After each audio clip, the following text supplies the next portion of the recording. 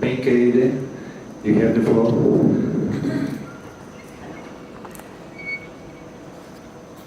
There it is, sorry. Thank you very much. I'm afraid that with the advanced time, I may have to reduce my 5 minutes, but I wanted to say that those are interested. We have written up some of this process of the past before the guidelines, up to the time of the guidelines. So if somebody is interested, we have a detailed recording of what happened. But I wanted to just have some sweeping comments relating to 3 phases in the past, which was my task here. The first phase started in the 1980s when an interdisciplinary academic group started to give content to the human right to adequate food as established in human rights law. And my comments relate to 3 phases. I'll try very quickly to say something of the first phase, which started now. And in this period, the framework that many know about, but many do not know about, is that the level of states to respect, protect, and fulfill the right to food. This was established in this period already then, and it also ended up in a study, first study on the right to food for the Subcommission on Human Rights in Geneva by the people who had started this giving context to the right to food. This gained strength when we made, I was part of this, and when we allied with other NGOs, particularly FIAN, Food First Information and Action Network, based in Germany, and later reinforced with 2 others. One of them, the Jacques Maritain Institute, which is based in Rome. In the UN, as I said, the work started in Geneva,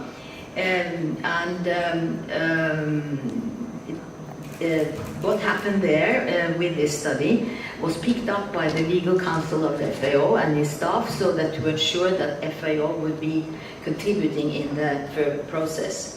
And the second phase was triggered by the announcement of the World Food Summit for November 1996. It's interesting to record that the Venezuelan government at the time invited to a conference in July in Caracas, organized by this Jacques Maritain Institute, to discuss what might be a possible instrument to help implement legally based policies for the realization of the right to adequate food, and to be proposed at the summit.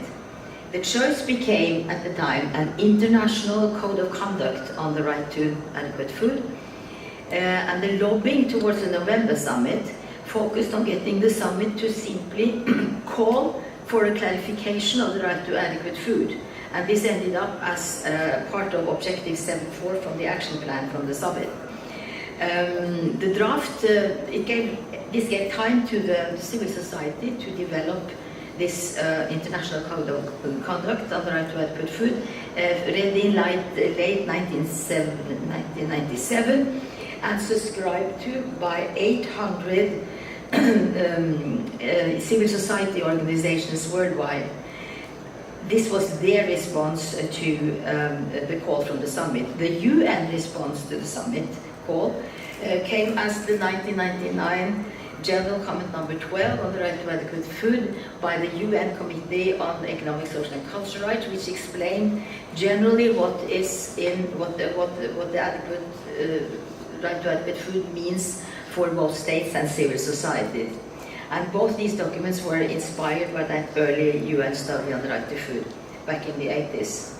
So at the end of the millennium, there existed an excellent conceptual and legal basis for policy to help realize people's right to adequate food and to feed themselves. This was further tested in several expert meetings, including 4 national seminars financed by Norway in South Africa, Uganda, Mali, and Norway.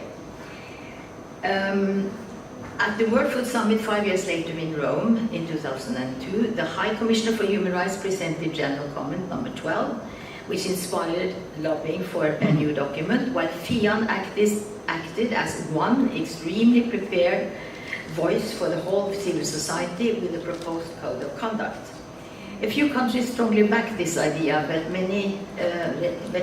it did meet resistance enough so as to make a compromise, which was the decision that member states themselves should work on quality guidelines.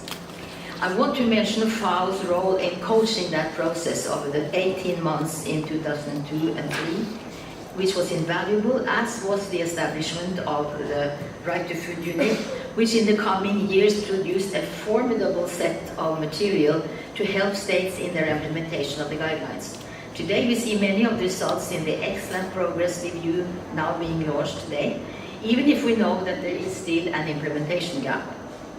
We are now in the third phase through the drafting of the new voluntary guidelines on food security and nutrition. It is extremely important that this should draw more heavily on the Right to Food guidelines and the experiences over 15 years than seems the case to date. The two guidelines should be seen in connection, apart from 2 points, which are my last ones. The term voluntary guidelines is, and always was, semantically meaningless, as all guidelines are per definition voluntary for those that they're meant for. And may the word voluntary also confuse implementation? Moreover, the title completely lacks a normative element like all the other voluntary guidelines have had. My suggestion to the CFS is to simply drop the word voluntary, and to the nutrition work stream to bring in the term sustainable, which today is on everybody's lips, with the Sustainable Development Goals as leading threads beside the Agenda 2030, which also embed all the relevant human rights under human rights law. FAO has already dropped voluntary on the report launched today. Could we foresee also a more, what I would call an updated and mature title also for the new guidelines, as Guidelines for Sustainable Food Systems and Nutrition? I am ending now saying that as part of the CFS family, as I was on the report number 4 team in 2012 on social protection for food security, and I was told then that if you're in it once, you are always part of the CFS family. So allow me to give this proposal, and having followed the process for 39 years, this would be my wish for this week's further attention to the voluntary guidelines and the future ones, and something to take up in later negotiations, I hope. Thank you.